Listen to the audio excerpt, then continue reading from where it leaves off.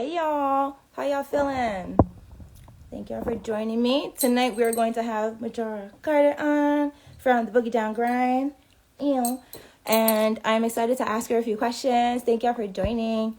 I'm going to see if I can get Majora on in here. Tonight we are going to have some conversation with her regarding her book, Reclaiming Your Community. You do not have to move out of your neighborhood to live in a better one. One of the things that I have enjoyed most about working with Majora is seeing a woman who looks like me, owning things and open up doors to people, and it has been an amazing experience. So a lot of you have actually come to me and asked me, let's see, Majora, I'm going to text you. Let's see if you're on Boogie Down page or your own. People have come to me wondering how they can get involved with things at the Boogie Down Grind, wondering how they can build with me, wondering what they can do. And honestly, the biggest door that I have to open to you is that of the Boogie Down Grind. I'm going to get Majora up on here.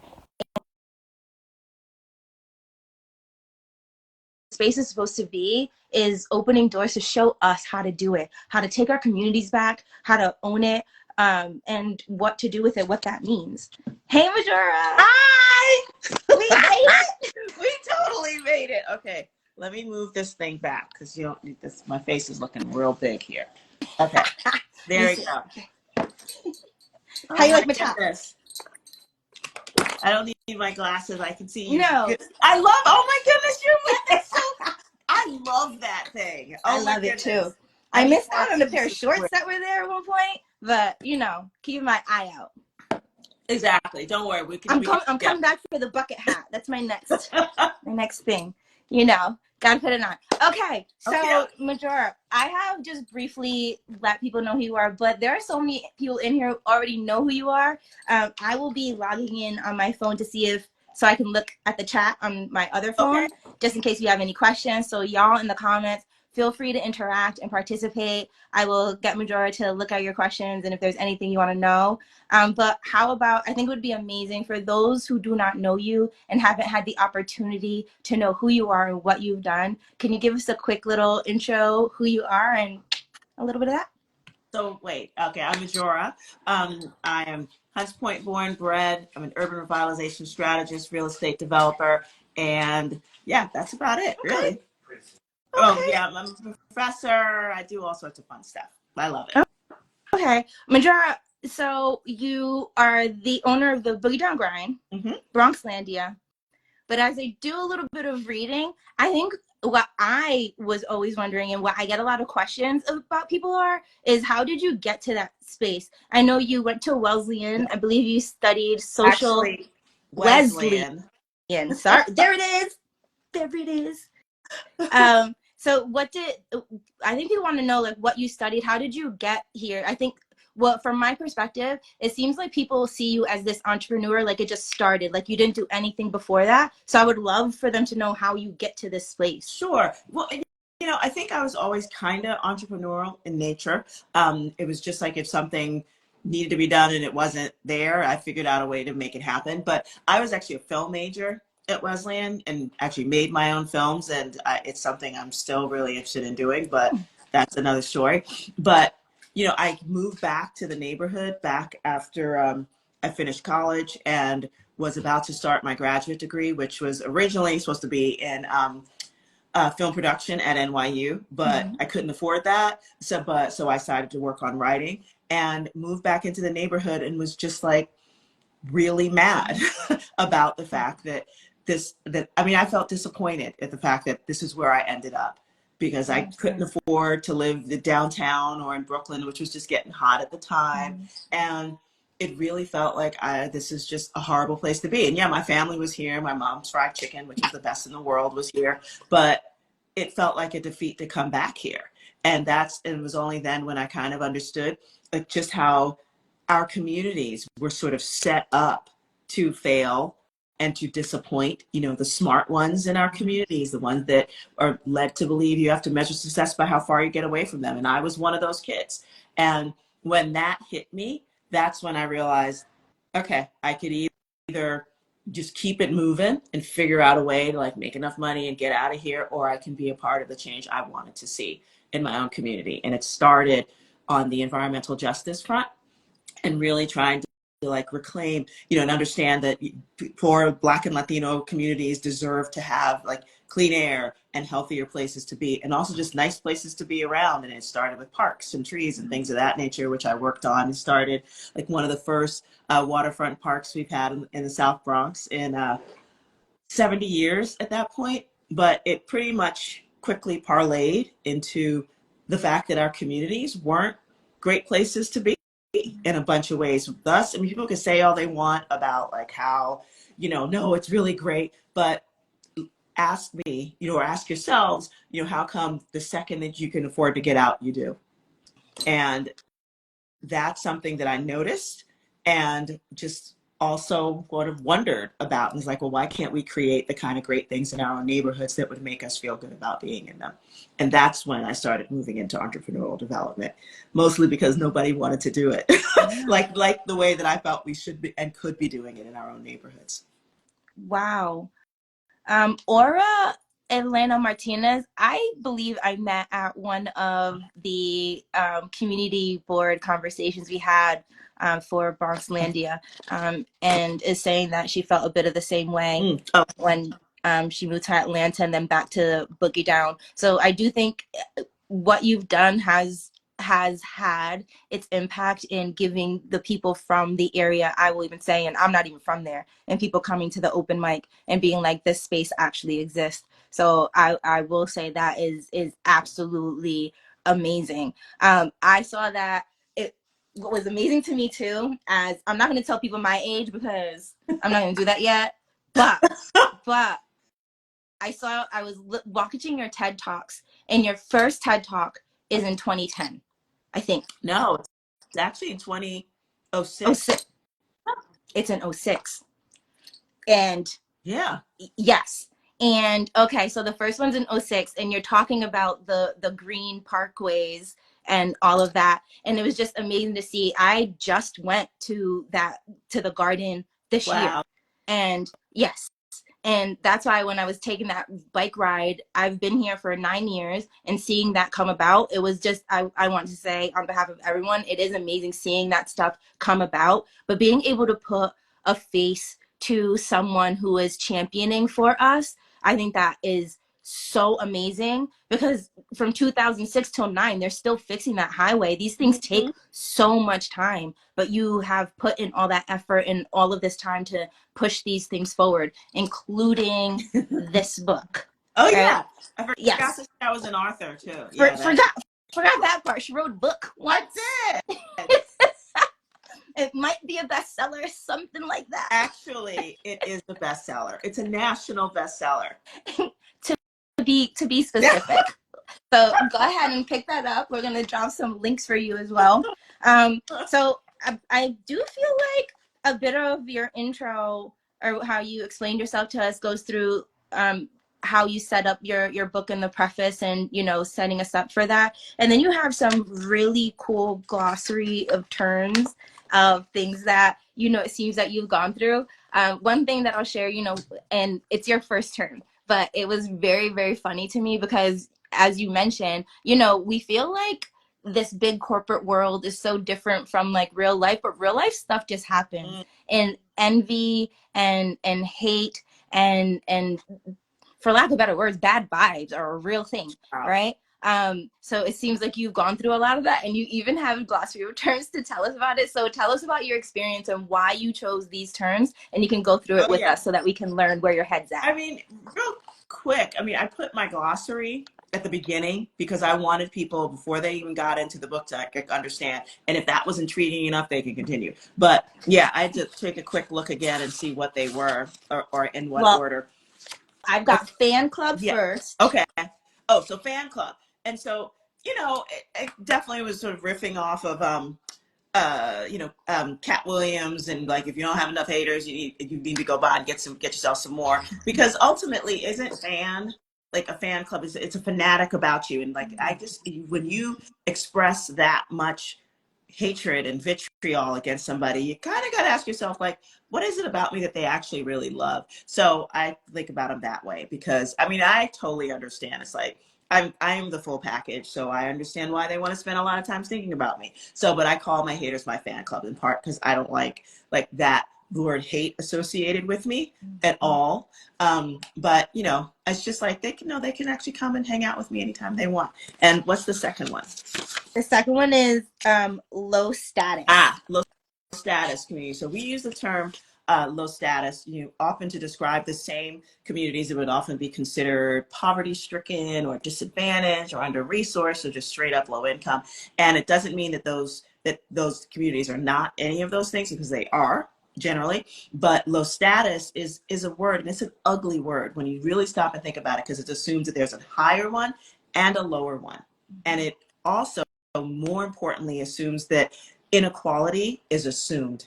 And when you look at the communities that are often called just poor, straight up, whatever those things are, they're also the places that have the lowest health outcomes, the lowest educational attainment, the higher rates of people being involved in the justice system, higher rates of police brutality, all of that stuff. And again, if you just look at the stats going across all of those things, you keep seeing the same things over and over again. And it is about the inequality that continues to rage in our communities, in those type of communities, not the higher status ones. And so I want to be real clear about all of those things, because it's not just poverty. It's about all the things associated with it as well. Mm-hmm. I love that. And I love how the book gets into that, but keeping that in mind, I do agree. World puts it into that definition. The next one you have is nonprofit industrial complex. Oh yeah. Yeah, I mean, it's funny because a lot of people think I've like made up that term. It's like, no, definitely did not.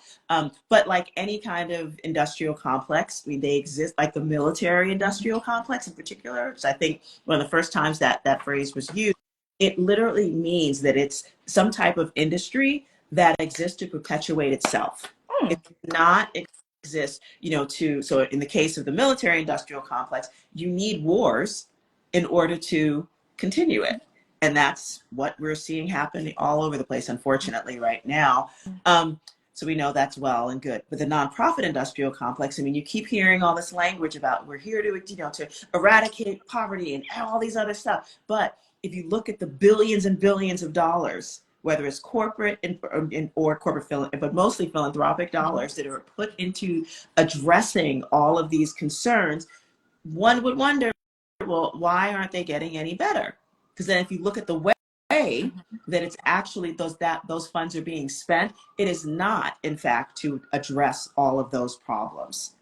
But you see, whether it's the income, of the folks who run those things, or the overhead, that's put into these types of into these organizations, but not necessarily into the people. And again, dealing with the problems that should be solved. We're not seeing that happen. And and it's not that everybody's doing that, because there are some amazing groups that are working on it and actually using that little tax designation as a way to really address some problems. But I think overall, as an industry, the nonprofit industrial complex seeks to exist and support itself, and not necessarily to make things go away. I do agree on a very other visceral level. I think there's a lot of holes in there. Oof, that's a sticky one. Actually, I love that one, because I just want to say this here, because you are not a nonprofit. No. Right. Right. No. I do have one, because it's important, I think, in order to have it, but it's a task designation that allows you to use those profits in ways that you're be able to supposed to, and to really maximize that value, right? But yeah, I don't really use it that much. But first and foremost, I'm a businesswoman, and all of the projects that you talked about before with Boogie Down Grind, of Bronxlandia, and of course my own consulting company. That's what we do. I mean, it's like we do it. We have to be able to turn a profit in order to continue to provide what we offer, as a service, to our community. Absolutely. Breaking into your introduction, which the title is just "There Goes the Neighborhood," right? So I'll say this from the idea, and this is something I felt kindred with you before I had actually met you. As someone who moved into the Bronx, I purchased and I had to, now I Airbnb. I couldn't keep the tenants that I had because my tenants couldn't help me. I would have been on a downward spiral trying to keep them at the comfort level that they were at, right? So I needed to make money in order to pay Yeah. my bills. And sometimes when we hear about coffee shops in the Bronx or in our neighborhoods, as soon as we see a thing, we hear coffee shop, we hear Airbnb, we think immediately gentrification. So can you help us understand what are those gray lines, and what are we trying to do if we don't allow a coffee shop in our spot in our neighborhoods, and if we won't do them? What is that feeling like? What is that looking like to you if we won't allow these lines to blur and cross, and we aren't allowed as people to do any of Yeah, this?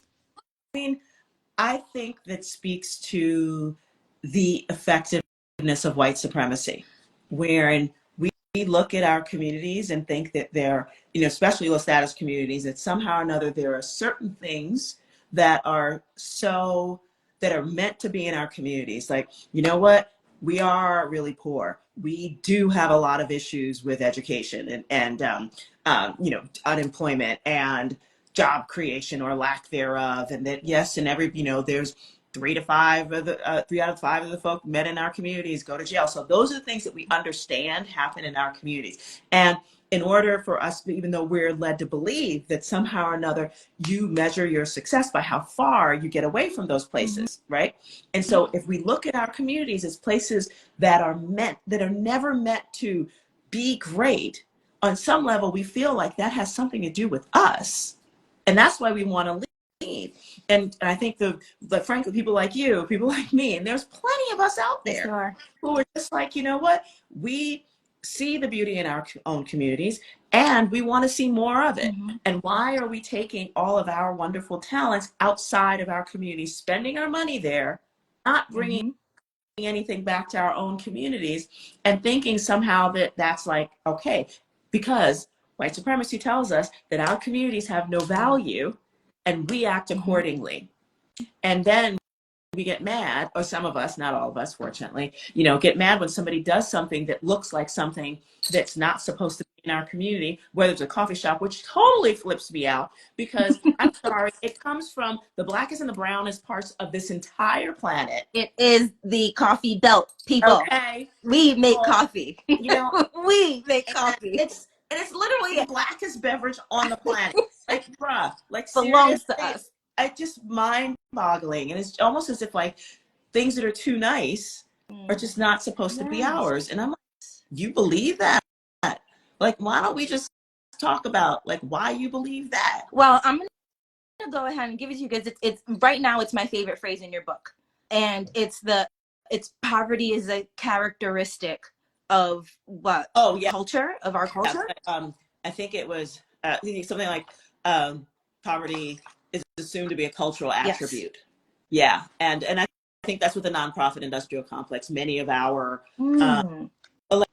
elected officials certainly, treat it that way, and policymakers definitely. Like, we are just simply problems to be solved, never really solved, but they're going to make their best efforts to do so, which means that we're not very good because, if we keep staying the exact same way, and things don't change despite the billions of dollars that are somehow spent in all sorts of programs, in communities like this, under normal circumstances, like if it was probably their communities, they'd be like, maybe we should do something different. But I noticed that in communities like ours, the same exact thing. It's like, what other kind of program can you do that's different from the ones you did the last time? Like, how many more like little community centers or after school programs that actually are not that good are you going to put in our communities? How about we try something different? Why aren't we thinking about better entrepreneurship development?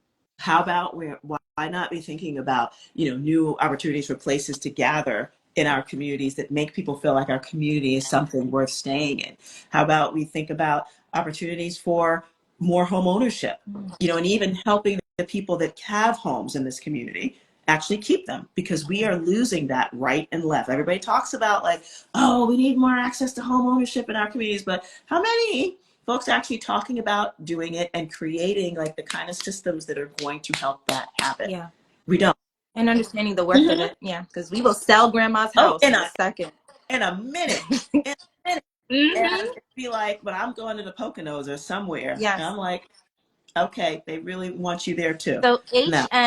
HN Podcast actually sent us a question. I think you were answering a bit of this, but I'm just going to say it out loud. Said, great points that you're making, and how do we break the cycle of these industrial complexes? And it sounded like you're saying more support into the people who are actually there. Do you think we should be creating these programs?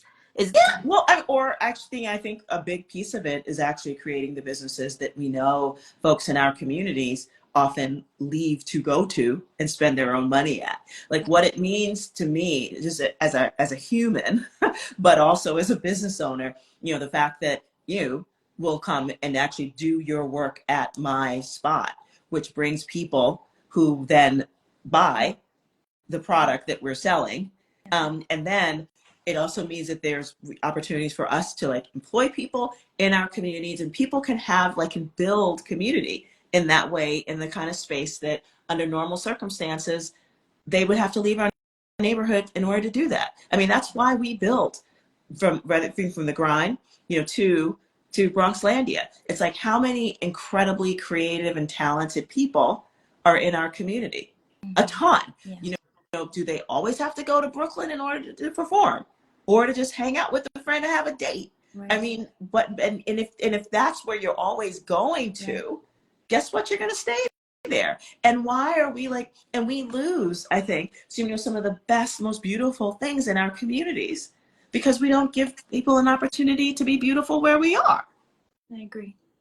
So we need to do something about that. And you are.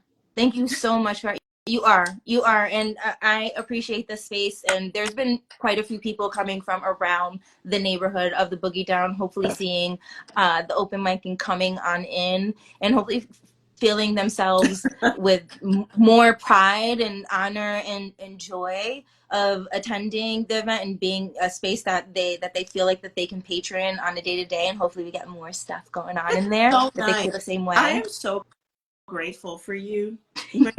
I am so grateful for you. You just, just the way you are when you're hosting it, from the fact that people feel loved and encouraged and just beautiful. Like you can tell people feel like they be feeling themselves up there in a beautiful, beautiful way.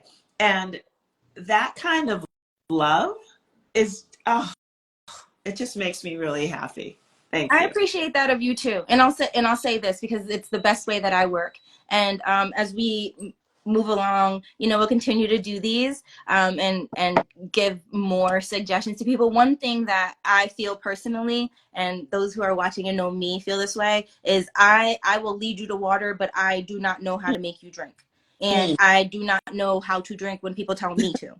So I see water fine, right? I sip when I feel like it. And you have opened your doors to me and allowed me to move the way that I needed to. And I think that that is so important. I do think mentally sometimes perhaps we have that blockade of like, this is just given to you. This is the answer, do it. And that's it. But it's an opportunity. Opportunities need to be seized and acted upon. And I think that that's what I'm trying to elicit on that open mic. It's an opportunity to be on that mic and it needs to be taken as opposed to be given to someone. And I think you opening your doors to us has really shown us that.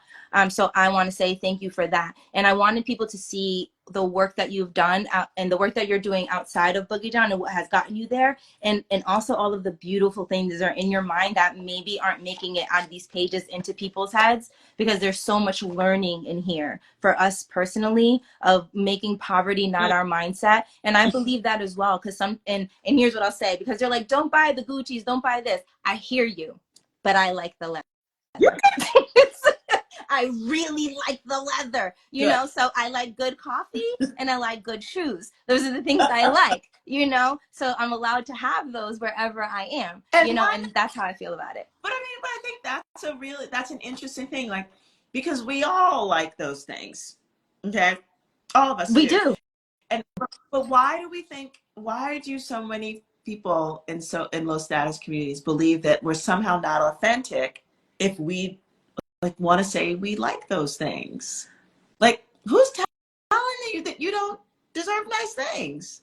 Yeah, I made it like humanity, you know, envy and jealousy and all those things. Another thing that a phrase that I think is very challenging is community. Mm. It implies this like shared effort in this sort of like socialist way of living, in which if I have, you should have, because unfortunately we know when one person doesn't have, it's those are very, very heavy feelings, you know. And I've had conversations about people where, you know, if I were to give to X person, how many times would I give to X person before I am X person, Well, before I have no more to give, well, you know? I think of this work really as my ministry. Like, and I'm, as a Christian, like Christ gave Yeah. everything, Yeah. everything. Mhm. And, and some might like be like, well, didn't end very well for him. Actually, then it's just fine for him. He's just still He knew it was going to end. He knew. so, but I feel like the giving is the beautiful part. And the thing is, like, it is part of the mindset that makes us believe in Schadenfreude, that German phrase that means your success is my Huh. failure. Like, who says that?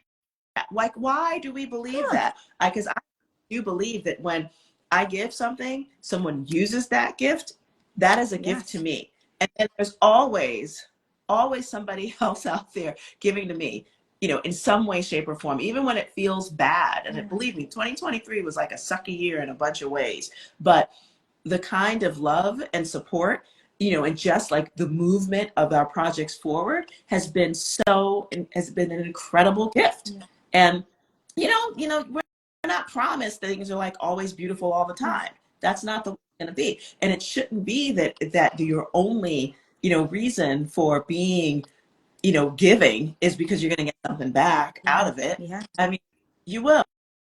Yeah. I truly believe that. But it's just a matter of just recognizing that, it's not a zero sum game living in this world. Yeah. If you, can like Show see love. yourself one's Yeah. loving Yeah. and capable Yeah. of being loved as well. Yeah. Alicia Kravitz said, I think to overcome the shame of poverty, we glorify its trappings so we feel better about not having better. Mm, That feels right. I feel that does. sad. Um, yeah, I will say to you, this is what I got from my readings in scriptures today. Is about the three kings going to see Mm, Jesus, and the king who didn't believe that Jesus was the son. And the way that he flipped it was,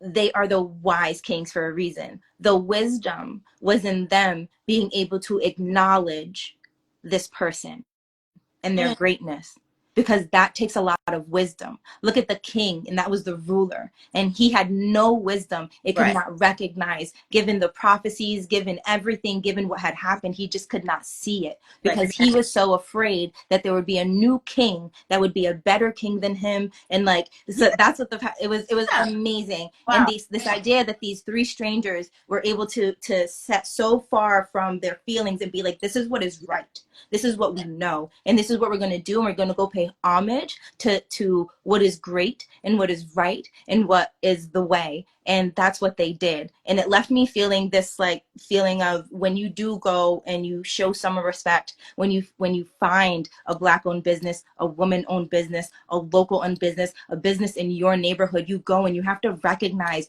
holy, this couldn't have been easy, because it just isn't, because it's impossible for it to be, you know. So Mm. that's kind of how I feel about this and you. And thank you for sharing with me, and thank you for giving us your time. My Absolutely. pleasure. This was Awesome. girl. So I this love is what we're going to do for everybody watching. We are keeping these short and sweet so that you can actually watch them. And we're going to go through this book. We are only on the introduction. We are going to start on chapter 1 the next time we all meet. Okay? Because Majora, I think you have much more to share. The last thing I'd like to end with, is there anything that you're working on now that we can support or look into or tune into, just so that we know what's going on and how to best help you? I think honestly, coming to the Boogie Down Grind. I actually have something, but I'm not going to share it right now. I'll talk to you about it later because I need to like figure it all out. I get it out there, but it would be really nice if I want you to hear Okay. it.